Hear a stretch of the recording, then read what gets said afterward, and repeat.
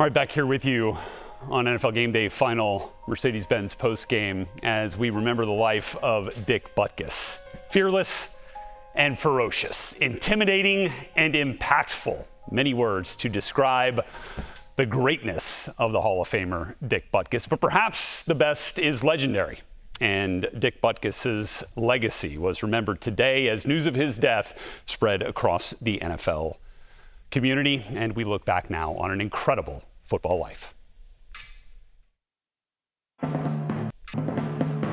Butkus was quite simply one of the most feared defenders of all time. From 1965 to 1973, number 51 played as a middle linebacker for the Chicago Bears, earning all NFL honors 5 times. He did it all. He was perhaps the most ferocious tackler of all time, but he also had the speed and smarts to record 22 career interceptions. That's impressive today. Back then, it's unheard of. Then, any conversation about the most intimidating player in NFL history always includes Butkus. I just the attitude, that look. This is a violent game. We sent this rookie center in to play for us, and the first time he came off, his eyes were about like he couldn't believe what he was hearing. Like from Butkus, look at him intimidating. He hadn't even blocked us yet. Come on, give me a break. He's the kind of linebacker that when he hit our back would go back in the huddle. He'd bucket out his ear hole. He'd want to know who was supposed to block that crazy sucker. Poor guys. I remember once on the sideline crazes. I don't know who I am. Because Butkus had blindsided and just KO'd him. I'm really the tough macho guys only during the game, and no matter how hard you try to explain that, sure you were, so. Butkus dominated a game the way no other player ever has. He dominated officials. He'd take the ball away from the guy after the dominated play and shake it in the official's face, and the official would point it their way. It was awesome. The Bears, and I've heard it myself from different people, is that they better get ready, and that's all the respect that I need. If I was an animal, jerk, acid, or whatever, I didn't care. Dick was an animal. I called him a maniac, a stone maniac. I'll say it in a poem. Roses are red and violets are blue.